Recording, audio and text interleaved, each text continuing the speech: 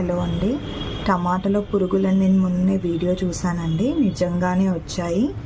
చూడండి ఎన్ని ఉన్నాయో. బయట అయితే టమాటా బాగానే ఉంది, లోపల ఏదో కొంచెం ఇత్తులు ఇట్లా ఉన్నాయి, తీసేద్దాంలే అని అనుకున్నాను.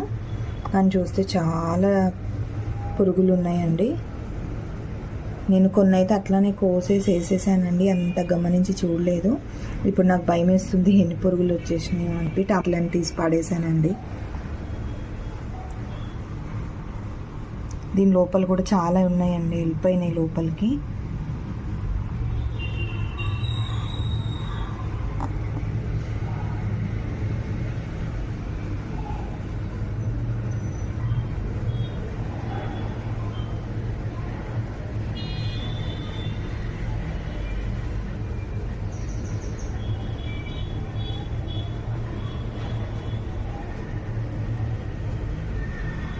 బీ కేర్ఫుల్ అండి, నేనైతే ఒకటే చెప్తున్నాను.